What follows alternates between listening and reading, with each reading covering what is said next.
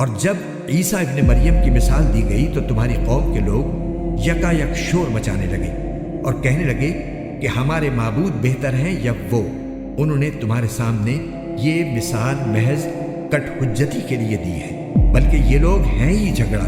وہ یعنی عیسیٰ علیہ السلام تو بس ہمارے ایک بندے تھے جن پر ہم نے انعام کیا تھا اور بنی اسرائیل کے لیے ان کو ایک نمونہ بنایا تھا۔ اور اگر ہم چاہیں تو تم سے فرشتے پیدا کر دیں جو زمین میں ایک دوسرے کے جانشین بن کر رہا کریں، اور یقین رکھو کہ وہ یعنی عیسیٰ علیہ السلام قیامت کی ایک نشانی ہے، اس لیے تم اس میں شک نہ کرو اور میری بات مانو، یہی سیدھا راستہ ہے۔ اور ایسا ہرگز نہ ہونے پائے کہ شیطان تمہیں اس راستے سے روک دے۔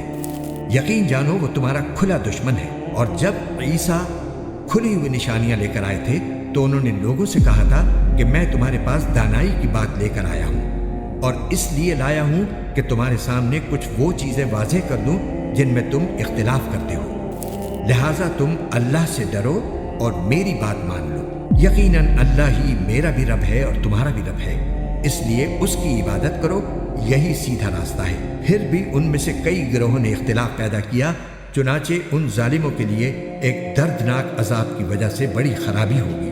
یہ لوگ بس اس بات کا انتظار کر رہے ہیں کہ قیامت ان کے سامنے اچانک آ کھڑی ہو اور انہیں خبر بھی نہ ہو۔ اس دن تمام دوست ایک دوسرے کے دشمن ہوں گے سوائے متقی لوگوں کے، جن سے کہا جائے گا کہ اے میرے بندو، آج تم پر نہ کوئی خوف طاری ہوگا اور نہ تم غمگین ہوگے۔ اے میرے وہ بندو جو ہماری آیتوں پر ایمان لائے تھے اور فرمانبردار رہے تھے، تم بھی اور تمہاری بیویاں بھی خوشی سے چمکتے چہروں کے ساتھ جنت میں داخل ہو جاؤ۔ ان کے آگے سونے کے پیالے اور گلاس گردش میں لائے جائیں گے، اور اس جنت میں ہر وہ چیز ہوگی جس کی دلوں کو خواہش ہوگی اور جس سے آنکھوں کو لذت حاصل ہوگی۔ ان سے کہا جائے گا کہ اس جنت میں تم ہمیشہ رہو گے، اور یہ وہ جنت ہے جس کا تمہیں اپنے اعمال کے بدلے وارث بنا دیا گیا ہے۔ اس میں تمہارے لیے خوب افراط کے ساتھ میوے ہیں جن میں سے تم کھاؤ گے۔ البتہ جو لوگ مجرم تھے وہ دوزخ کے عذاب میں ہمیشہ رہیں گے، وہ عذاب ان کے لیے ہلکا نہیں پڑنے دیا جائے گا، اور وہ اس میں مایوس پڑے ہوں گے۔ اور ہم نے ان پر کوئی ظلم نہیں کیا، لیکن وہ خود ہی ظالم لوگ تھے۔ اور وہ دوزخ کے فرشتے سے پکار کر کہیں گے کہ اے مالک، تمہارا پروردگار ہمارا کام ہی تمام کر دے۔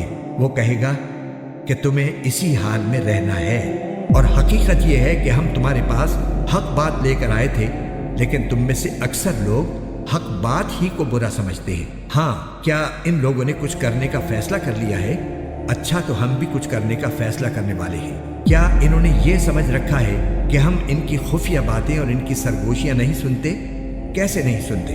نیز ہمارے فرشتے ان کے پاس ہیں، وہ سب کچھ لکھتے رہتے ہیں۔ اے پیغمبر، کہہ دو کہ اگر خدا رحمان کی کوئی اولاد ہوتی تو سب سے پہلا عبادت کرنے والا میں ہوتا۔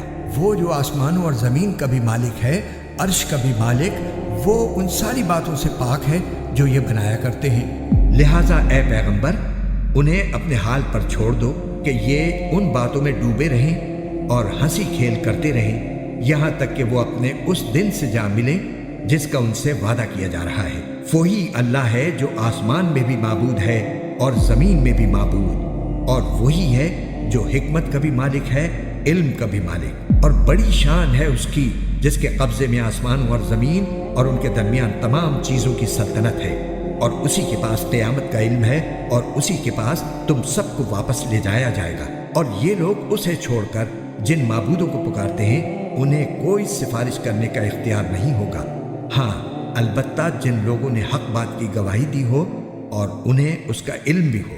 اور اگر تم ان لوگوں سے پوچھو کہ ان کو کس نے پیدا کیا ہے تو وہ ضرور یہی کہیں گے کہ اللہ نے۔ اس کے باوجود کوئی انہیں کہاں سے اوندھا چلا دیتا ہے۔ اور اللہ کو پیغمبر کی اس بات کا بھی علم ہے کہ یارب، یہ ایسے لوگ ہیں جو ایمان نہیں لاتے، لہٰذا اے پیغمبر، تم ان کی پرواہ نہ کرو اور کہہ دو سلام، کیونکہ عنقریب انہیں خود سب پتہ چل جائے گا۔